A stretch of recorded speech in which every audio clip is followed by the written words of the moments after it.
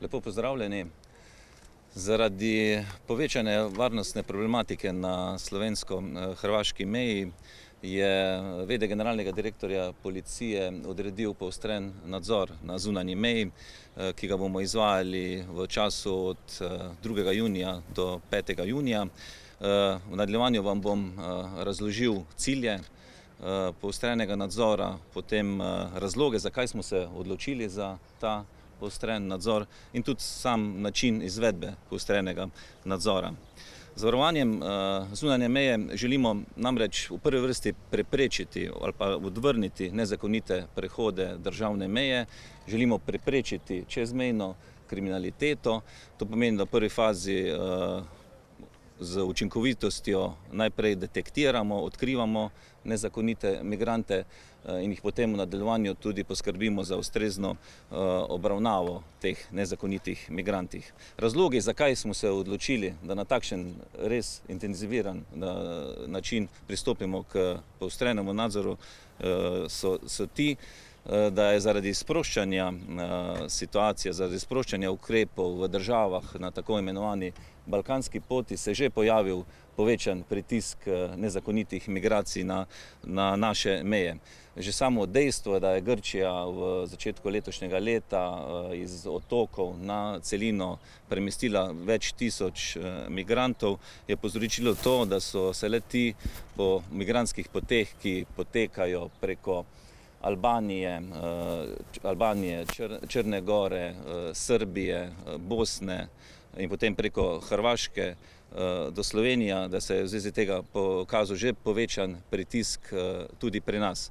Drugo je, da so tudi se sprostili ukrepi v državah v Srbiji in v Bosni v nastanitvenih centrih, kjer so prej imeli migranti omejeno gibanje in je še to povzročilo dodaten pritisk teh migrantov in jih je spodbudilo k poti naprej proti Sloveniji. In to v zadnjih dneh tudi mi zaznavamo na naši meji. Ravno zaradi tega smo v zadnjih dneh, prav v zadnjih 2 tednih prijeli večje skupine nezakonitih migrantov, ki so poskušali vstopiti v Slovenijo in nadaljevati pot proti Italiji.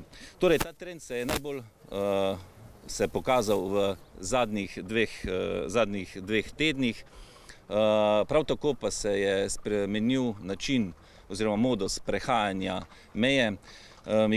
Nezakoniti migranti so vedno bolj previdni, izbirajo si območja, ki so neprehodna, izogibajo se naseljenih območij, večinoma potujejo ponoči na res težko dostopnih terenih, podnevi ponavadi počivajo na prikritih lokacijah. Vedno znova se migranti prilagajajo in odzivajo na ukrepe, ki jih izvaja policija. Tako je tudi sedaj. Vedno znova iščejo nove poti, vedno znova iščejo nove načine, kako nadaljevati svojo pot. V nadaljevanju je tudi razlog pa pokazatelj tega, da kljub temu, da odkrivamo večje število migrantov na južni meji, na meji z Hrvaško, veliko teh migrantov v zadnjem času tudi uspe priti v Italijo, kar pa kažejo številke od italijanskih varnostnih organov in povečanje predvsem v teh zadnjih 14 dneh število vrnjenih nezakonitih migrantov, ki so prišli do Italije.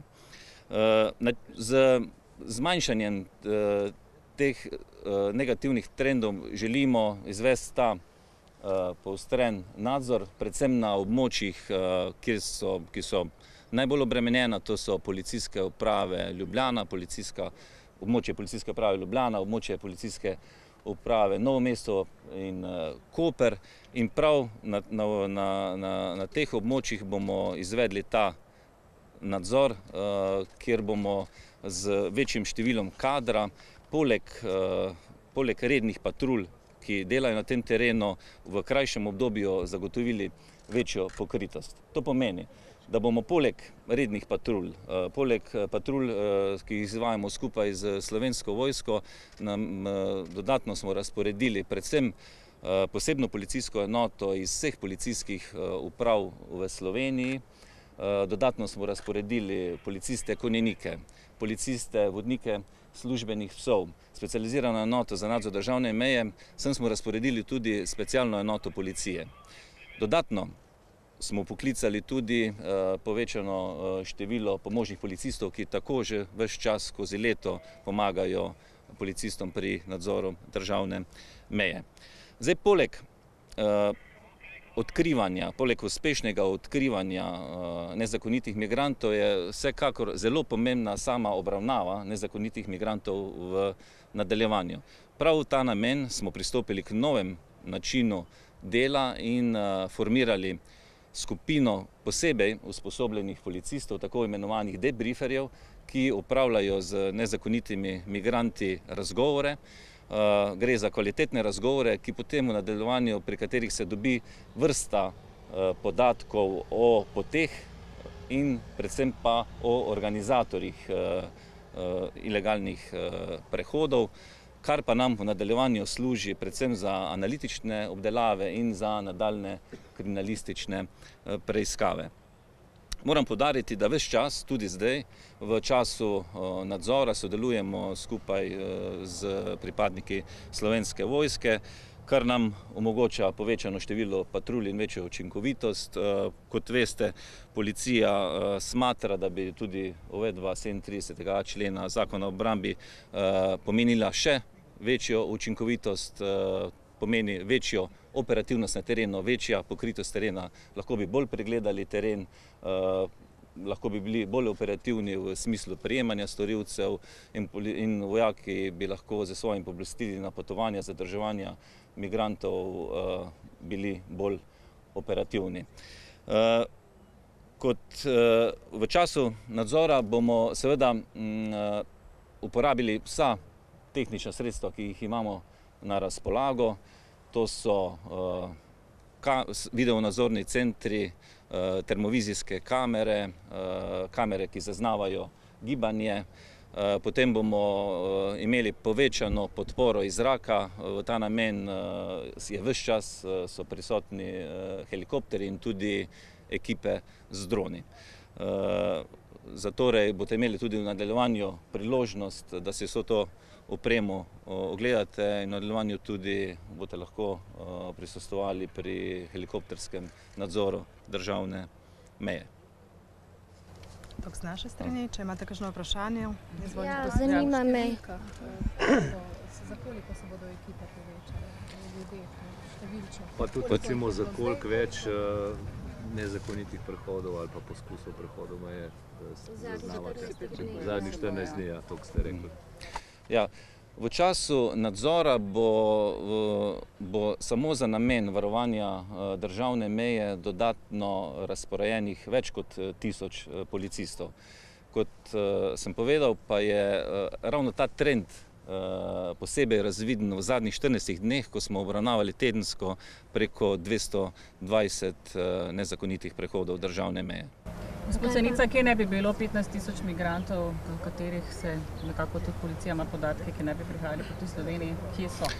Imamo podatke, da tako v večino državah, tako za Srbijo in Bosni, da je več kot 10 000 migrantov, ki želijo nadaljevati svojo pot proti Hrvaški in potem nadaljevanju proti Sloveniji. To se pravi, še niso na Hrvaškem, niti še niso v Sloveniji? Pritiski na Hrvaško so ves čas.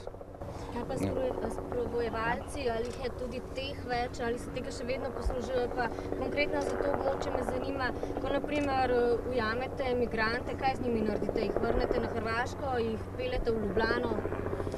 Ja, seveda hkrati eno so poti, eno so načini izvrševanja nedovoljenih prehodov, katerega sem vam razložil, drugo pa je seveda način, ki ga izvršujejo skupaj s pomočjo sprovajalcev. Tudi pri tem smo zelo uspešni in v primeru prijetja sprovajalcev le-te sprocesuiramo in jih prevedemo k preiskovalnemu sodniku, ki za večino od njih tudi odredi pripor. Glede vračanja pa migrante, kateri so nezakonito pristopili državno mejo, v skladu s sporazumom o vračanju, vračamo nazaj v Republiko Hrvaško. Zdaj te domnevni pritiski na slovensko mejo, da najbolj ostali še po teh 3 dneh, ko bo konec te velike akcije. Kaj pričakujete, da bodo pravzaprav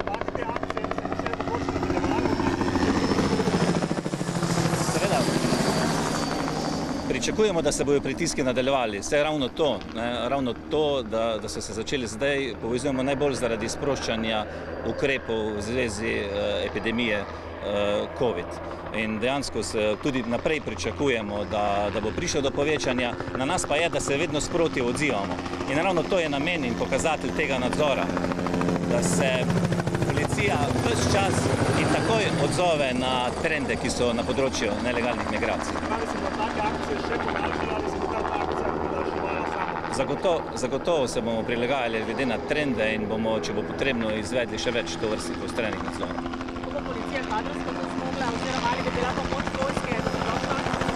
Zagotovo je vsaka pomoč vojske dobrodošla. Tako samo v smislu 37. člena, kot tudi, če bi bil aktiviran dodatno 37a člen. Tako da nam je to brez pomoči vojske bi bili še bolj kadrovsko okrnjeni. Mogoče še tole, to je ja, ker je bil helikopter. Pa mogoče še to, s terena je slišati, da se točke za prehajanje meje selijo nekako z območja Ilirske Bistrice bolj proti Snežniku, občini Loška dolina, Babno Polje, tam okrog, je kaj na tem.